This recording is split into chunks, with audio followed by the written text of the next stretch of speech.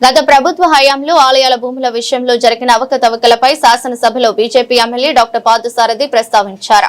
వాటిపై విచారణ చేపట్టాలని ప్రభుత్వాన్ని కోరారు. ఆలయాల భూములు ఇతరుల చేతుల్లోకి పోవడం, ఆలయాలకు భక్తుల నిర్వహణ కోసం ఇచ్చిన భూములను కాపాడాల్సిన బాధ్యత ప్రభుత్వానిది అధ్యక్ష. చాలా స్పష్టంగా చెప్తున్నాను అధ్యక్ష, ఆలయ భూములు ప్రభుత్వ భూములు కానే కావు. ప్రభుత్వం ఈ భూములను కాపాడే కాపలాదారు మాత్రమే, అంతే, కస్టోడియన్ మాత్రమే, హక్కుదారు ఆ దేవదేవుడు మాత్రమే అనే విషయాన్ని మీకు తెలియజేస్తా ఉన్న అధ్యక్ష. ప్రభుత్వాలు అదేదో సొంత ఆస్తి అయినట్టుగా చాలా సందర్భాల్లో ఇతరులకు ధారాత్వం చేస్తుంటాయి అధ్యక్ష. ఇది పూర్తిగా చట్టవిరుద్ధం అధ్యక్ష. ప్రభుత్వాలు ఏవైనా ప్రజల అవసరాలకు భూముల్ని వాడాల్సి వస్తే ప్రభుత్వ భూములు ఉంటాయి కదా, ఆలయ భూములు ఇవ్వడం అన్నది సరైన పద్ధతి కాదు అని మనవి చేస్తా ఉన్నాను.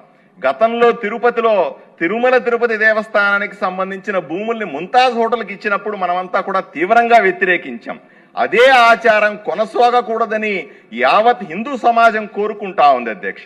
సింహాచలం ఆలయ భూముల్ని గూగుల్ డేటా సెంటర్కి ఇవ్వడం, కాకినాడ భావనారాయణ స్వామి ఆలయ భూములను క్రికెట్ స్టేడియాలకు ఇవ్వడం, కృష్ణా జిల్లా గొల్లపూడిలో గొడుగుపేట వెంకటేశ్వర స్వామి ఆలయ భూముల్ని ఎగ్జిబిషన్ గ్రౌండ్ కు గోల్ఫ్ కోర్టుకు ఇచ్చే విషయంలో ఎంతో ఇబ్బంది ఉంది అధ్యక్ష. ఇది చర్చించాల్సిన అంశం. అర్బన్ ప్రాంతాల్లోని దేవాలయ భూములు 33 సంవత్సరాలకు దీర్ఘకాలిక లీజుకిచ్చే జీవో, ఇటువంటి వాటిపై హిందూ సమాజంలో ఆందోళన ఉంది అధ్యక్ష. దేవాలయ వ్యవస్థను, పవిత్రతను, ఆలయ భూములను కాపాడేది కూటమి ప్రభుత్వమే అని భరోసా ఇవ్వాల్సిన అవసరం ఉంది అధ్యక్ష.